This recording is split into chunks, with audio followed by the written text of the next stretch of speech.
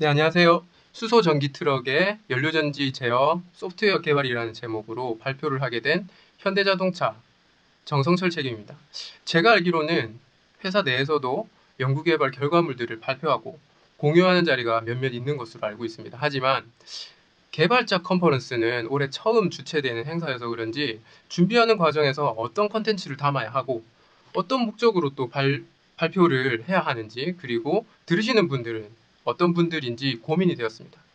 고민 끝에 저는 오늘 실제로 연료전지 시스템 제어 소프트웨어 개발을 하는 개발자로서 고민을 해왔던, 그리고 고민을 하고 있는, 그리고 앞으로 고민을 해야 되는 이슈들에 대해서 공유하는 것을 목적으로 설정했습니다.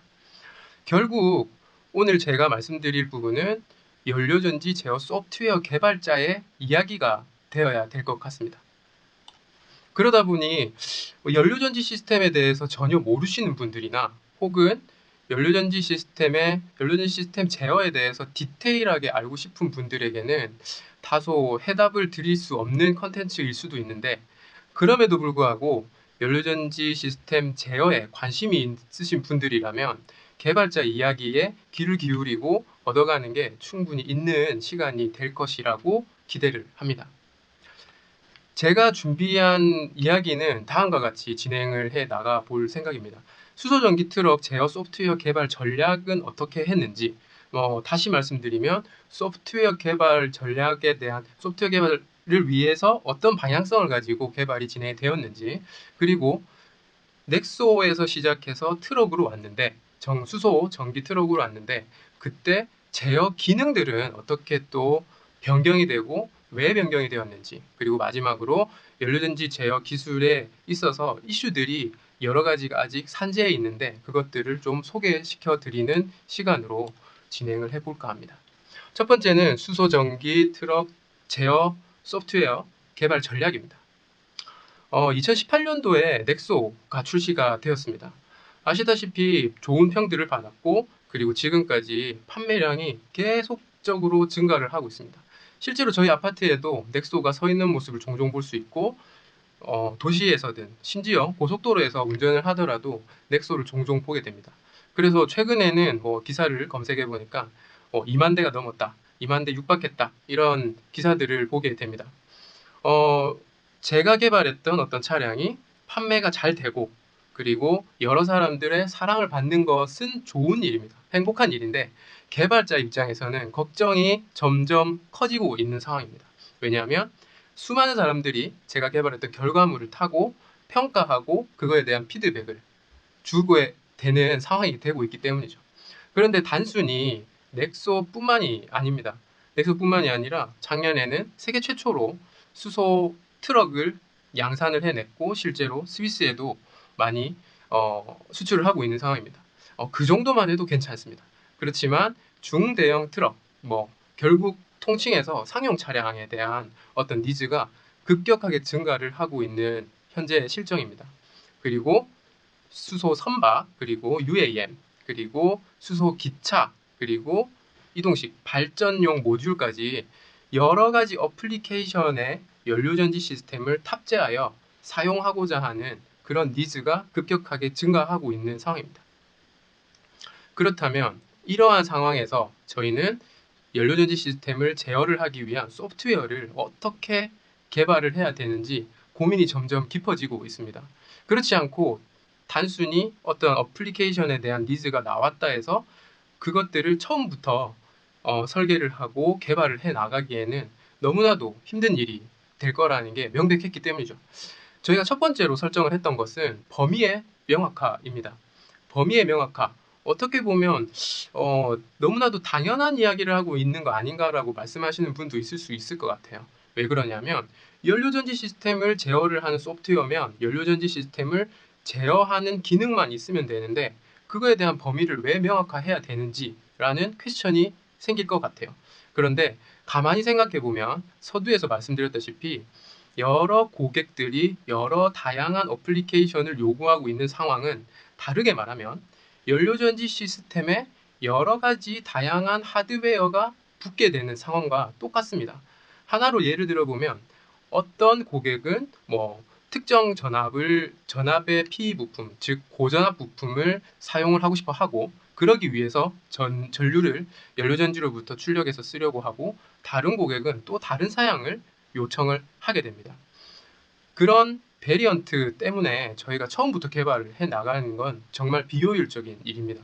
그래서 저희가 생각했던 방향은 지금 연료전지 시스템 제어의 고유한 수소 공급 제어, 산소 공급 제어, 그리고 냉각 제어 등과 같은 고유한 특성에 더해서 DC-DC 컨버터를 추가로 제어를 하는 방식으로 범위를 좀 넓혀서 명확하게 구성을 했습니다. 왼쪽 그림을 보면 제가 말씀드린 내용들이 잘 설명이 되어 있습니다.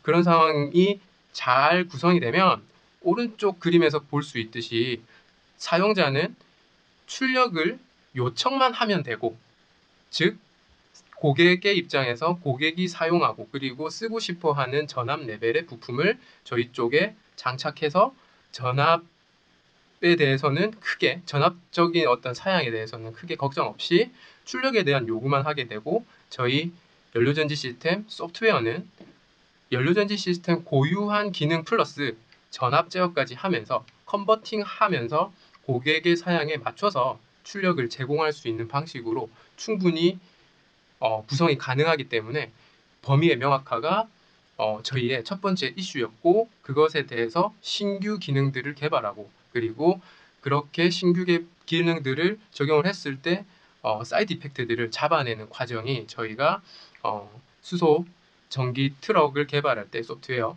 개발 전략의 첫 번째였습니다. 두 번째는 모듈화라고 소개를 좀 해드리고 싶습니다.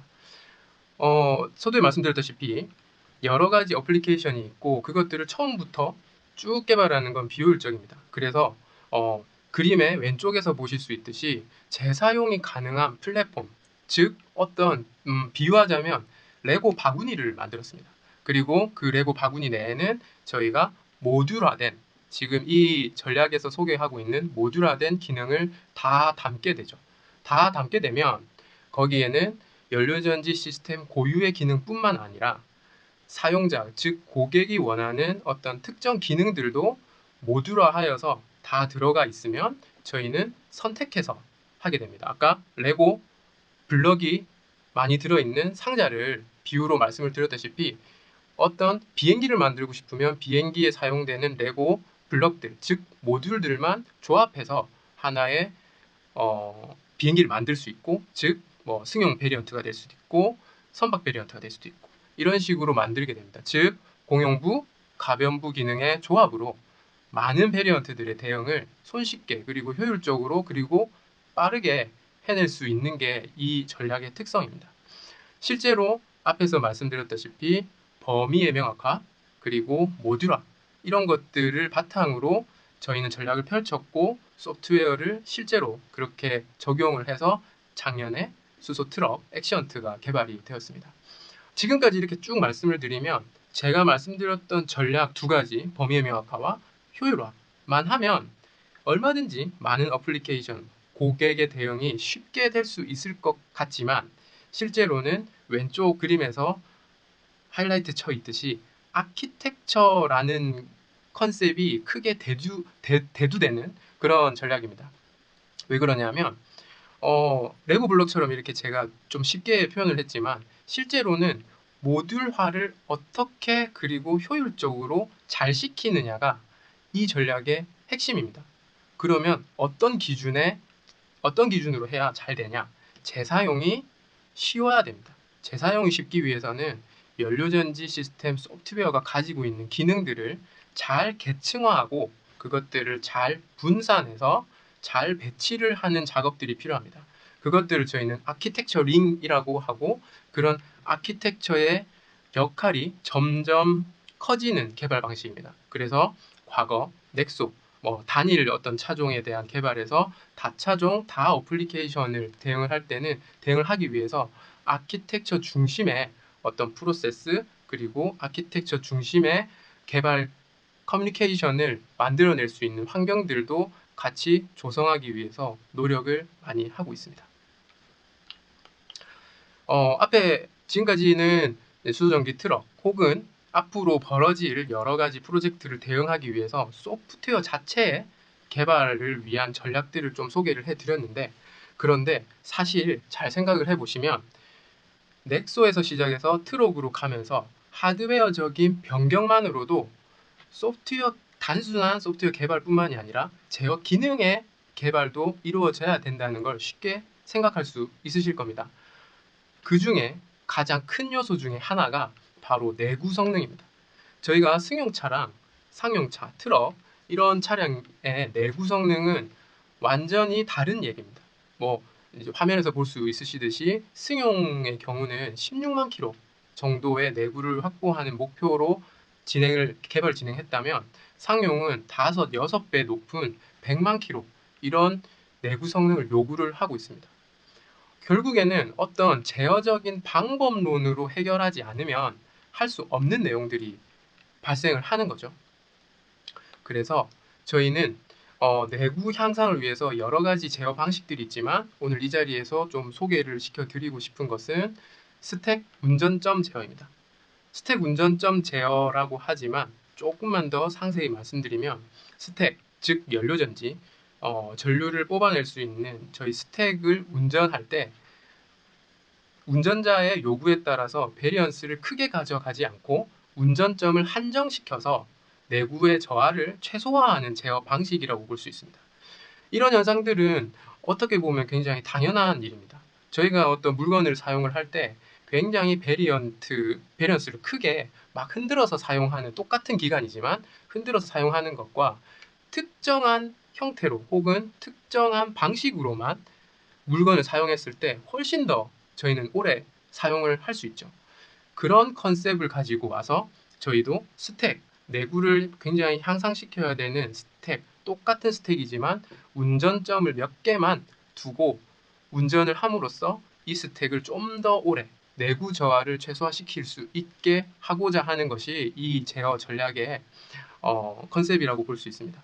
그렇다면 바꿔 생각하면 스택은 어떤 특정 출력만 내겠다는 건데, 그러면 운전자는 상시 다이나믹한 어떤 요구사항을 저희한테 전달을 할 건데, 그거에 대한 대응은 어떻게 하느냐라는 질문이 생기게 됩니다. 그거는 지금 아래 보시는 표와 그래프에서 볼 수 있듯이 오른쪽 아래 표처럼 저희는 4개의 포인트, 즉 4개의 운전점만 디파인을 한 다음에 왼쪽 그림에서 볼 수 있듯이 차량 요구 출력, 그리고 고전압 배터리의 SOC 두 가지 팩터를 가지고 그 운전점을 어떻게 해야 되는지, 그리고 충전, 방전, 그리고 충전 혹은 방전을 둘 다 유도하는 방식의 제어 전략을 펴게 됩니다.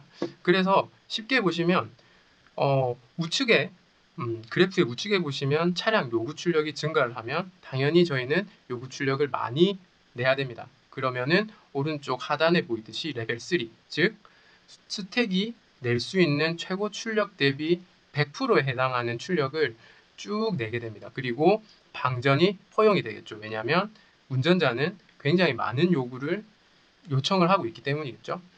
그리고 하지만 똑같은 상황임에도 불구하고, 똑같은 요구를 함에도 불구하고 SOC, 즉 고전압 배터리 SOC가 높아서 스택에 부족한 출력을 충분히 지원해 줄 수 있는 어시스트 가능한 상황이라면, 오른쪽 상단에 있는 그림처럼 표처럼 레벨 2, 즉 50%, 스택의 50%에 해당되는 출력만 고정적으로 내는 방식으로 충분히 저희가 운전자의 요구 출력을 대응을 해낼 수 있는 전략이라고 볼 수 있습니다. 당연히 왼쪽으로 가면 또 똑같은 컨셉으로 SOC가 낮을 때, 그리고 차량 요구 출력이 낮을 때, 혹은 차량 요구 출력은 낮으나 SOC가 높을 때 어떻게 할 것인가, 어떤 점으로 운전을 할 것인가 하는 전략도 같이 포함되어 있습니다. 물론 차가 쭉 내리막길을 내려가서 회생제동을 많이 받게 되면 SOC는 또 점점 늘어날 테고, 그런 SOC가 점점 늘어나는 어떤 한계 포인트를 넘어가면 연료전지를 스탑해서 최대한 효율을 극대화시킬 수 있는 FC 스탑 진입에 대한 조건도 함께 전략에 포함을 시킬 수 있을 겁니다. 이런 식의 전략은 단순히 내구에 대한 향상도 있지만 결국에는 스택을 저희가 고온 상황이나 고출력 상황에 노출시키는 빈도를 최소화시킵니다.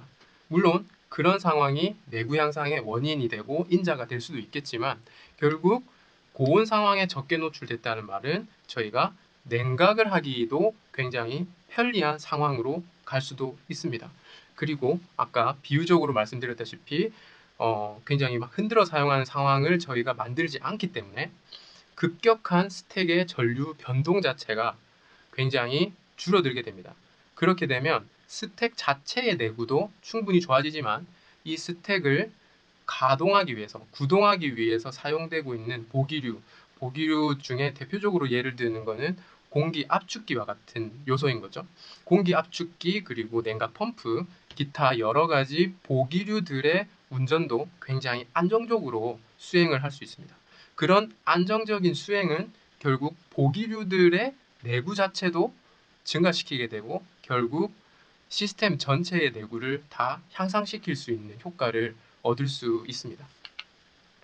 비단 내구 향상을 위해서 지금 여기서 소개시켜 드리고 있는 스택 운전점 제어뿐만이 아니고 여러 가지 제어 방식들이 있습니다. 하지만 오늘은 이 제어 방식만 소개시켜 드리는 이유는 방금 제가 쭉 설명을 해드린 것처럼 이 방식이 차량 전체 입장에서 전압 분배, 그 파워 분배, 전력 분배, 그리고 보기류들에 대한 사이드 효과까지도 다 포함될 수 있는 대표적인 예여서 여기 포함을 시켜드렸습니다.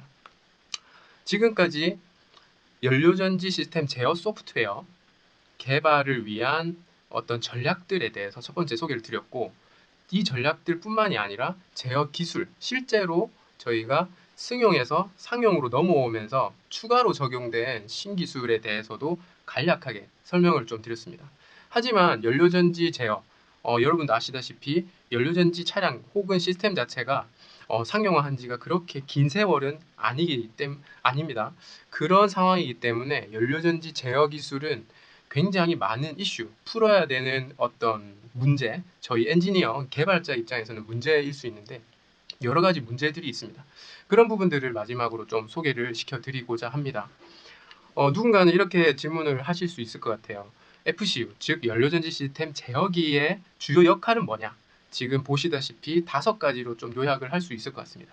열 관리 제어, 한마디로 스택의 열을 관리하는 제어 방식입니다. 그리고 다 잘 아시다시피 공기 공급, 스택은 수소와 공기를 공급해야 전기를 뽑아낼 수 있는 어떤 디바이스이기 때문에 공기 공급 제어 그리고 수소 공급 제어, 그리고 중요한 스택을 어떻게 관리할 것인가 하는 스택 관리 제어, 그리고 어떤 고장이 발생했던가 의도치 않은 상황이 발생했을 때 우리는 어떤 전략을 펴서 이 차가 혹은 이 시스템이 계속 운전할 수 있고 혹은 안전하게 운전할 수 있게 하냐라는 전략을 포함한 어떤 5가지 트리로 표현을 해봤습니다.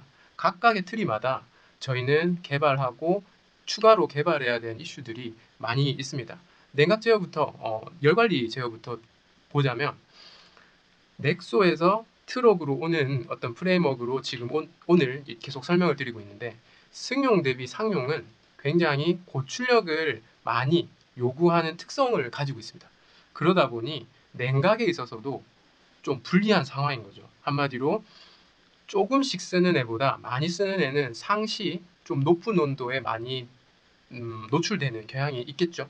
따라서 저희는 열관리 제어를 할 때 선행적으로 본 사용자가 어떻게 이 상태로 쭉 운전을 하다가는 저희가 의도하지 않는 고온 영역으로 가게 되면 안 되니까 선행적으로 냉각을 할 수 있는 전략, 그리고 고온으로 안 넘어가기 위해서 출력 제한을 그러면 현재는 온도 기준으로만 하고 있는데 다양한 인자를 찾아서 그것들을 빠르게 그리고 고도화 시켜서 출력을 제한해서 원천적으로 고온 상태로 가지 않도록 하는 방식, 그리고 스택 온도를 추정할 수 있는 방식, 그리고 공기 공급 시스템 제어에 있어서는 공기 공급을 하기 위해서 압축기와 후단에 압력 제어를 하기 위해서 밸브를 사용하고 있는데, 이 2가지를 가지고 유기적으로 이 상관관계와 출력 그리고 저희의 스택의 상황 이런 것들을 종합적으로 봐서 유량과 압력을 어떻게 최적화시켜서 제어할 수 있을까라는 이슈도 있습니다. 그리고 스택은 뭐 전기를 생산할 때 물이 생성이 되는데 그 물에 의해서 스택의 상황이 드라이되고 혹은 좀 웨트한 상황이 만들어집니다. 이 상황에 따라서 효율도 달라지고 운전점도 달라져야 되는데 그것들을 어떻게 해소하고 유지시켜 줄 수 있을까라는 이슈도 있습니다. 그리고 오른쪽 상단에 보시면은 스택 관리 제어라고 되어 있는데 스택을 그러면 최적의 상태로 어떻게 할까? 그리고 스택의 효율을 높고 그리고 내구를 증진시키기 위해서 전압 상한 제어, 어떤 특정 전압 이상으로 넘어가지 않게끔 제한하는 제어 방식을 어떻게 구현을 해야 될까? 그리고 FC 스탑을 어떻게 최적화해서 효율을 증가시키고 스택의 상태를 좀 더 좋은 상황으로 운전하기 좋고 효율이 높은 상황으로 운전할 수 있을까 하는 것도 이슈가 될 수 있을 것 같습니다. 그리고 스택의 내구, 앞에서 스택의 내구를 좀 증대시킬 수 있는 어떤 방법을 소개를 하나 시켜드렸는데 그런 스택 내구를 직접적으로 혹은 추정해서 알 수 있는 기술은 없을까라는 것도 아주 큰 토픽입니다. 이런 스택의 내구 그리고 내구나 이런 것들을 알 수만 있으면 저희는 어떤 효율적인 운전점을 찾는 것도 편해질 뿐더러 스택의 내부가 이제 거의 다 끝나간다면 운전자에게 정비를 할 수 있도록 사전에 알려준다거나 그리고 뭐 또 다른 저희 고객의 중심의 어떤 서비스를 제공하는데 굉장히 용이한 방식이 될 수 있을 것도 같다는 생각을 하고 그런 거에 대해서 계속 연구를 진행을 하고 있습니다. 그리고 수소 공급 시스템 제어 같은 경우에는 당연히 수소 압력 제어를 어떻게 하면 최적화시켜서 제어할 수 있느냐 그리고 수소 압력뿐만이 아니라 수소의 농도를 추정해서 저희는 그 농도를 유지시켜줘서 항상 스택 내에 고순도의 수소가 제공될 수 있도록 어떻게 할 수 있느냐라는 제어 방식도 하나의 이슈입니다.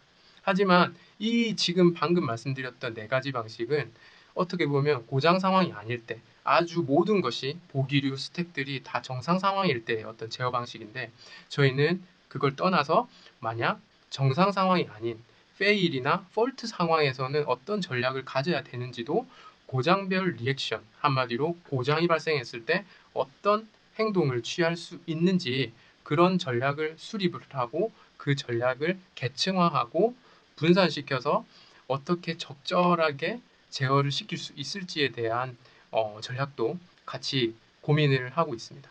그리고 고장 예측 제어 같은 것도 당연히 하고 있죠. 장기적으로 보면 고장을 예측하면 그런 고장이 실제로 발생하지 않았음에도 불구하고 저희가 사전적으로 어떤 액션을 취해서 진행을 할 수 있는 그런 제어 방식도 계속 고민을 하고 있고 풀어야 되는 개발자 입장에서 풀어야 되는 메인 이슈라고 생각을 합니다. 사실 여기까지가 제가 준비한 연료전지 제어 소프트웨어 개발자의 이야기의 전부입니다. 하지만 추가적으로 연료전지 제어 소프트웨어를 개발하는 한 사람으로서 앞에서 말씀드린 것은 저희 팀 혹은 뭐 저희 회사에서 하고 있는 방향성에 대한 얘기고 제 개인으로서 연구개발 업무를 수행하면서 느끼는 점들을 한번 말씀을 드리는 시간을 짧게나마 가지고자 합니다. 솔직하게 말씀드려서 앞에서 설명을 많이 드린 대로 연료전지 시스템이 각광을 받고 있고 수소 비전, 수소 사회 그리고 여러 언론 매체에서도 언급이 되고 있으면서 프로젝트가 너무너무 많이 발생을 하고 있습니다. 사실 고객 입장에서는 다양한 친환경 전기 출력 생성 장치인 연료전지 시스템을 활용할 수 있다는 점에서 굉장히 행복한 일이고 좋은 일입니다. 그런데 개발을 하는 개발자 입장에서는 앞으로 고되고 부담스럽고 무서운 상황이 펼쳐질 거라는 것은 사실 명백한 상황입니다. 왜냐하면 제가 개발하고 만들어낸 어떤 결과물이 다양하고 많은 고객들이 실시간으로 평가를 하고 있는 상황이 발생을 하는 거니까요. 그런 상황은 뭐 만들어서 쓰면 좋겠다라는 마음으로 만들었지만 굉장히 부담스럽기는 마찬가지입니다. 그럼에도 불구하고 연료전지 제어 소프트웨어 개발을 하면서 제가 느끼는 장점은 세 가지 정도로 추릴 수 있을 것 같습니다. 첫 번째는 두말할 것 없이 기술을 선도하고 있는 분야에서 일하고 있다라는 점입니다.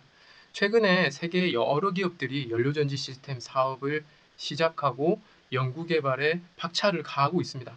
하지만 양산의 경험 그리고 특허에 고지된 기술들을 두고 봤을 때 현대자동차의 연료전지 시스템 기술은 세계적으로 탑 랭크인 것은 명확합니다. 이런 분야에서 일할 수 있다는 것은 단순히 자부심을 느낄 수 있다라는 것보다 제가 직접 고민하고 개발하는 기술이 세계 최초일 가능성이 굉장히 크다라는 것입니다.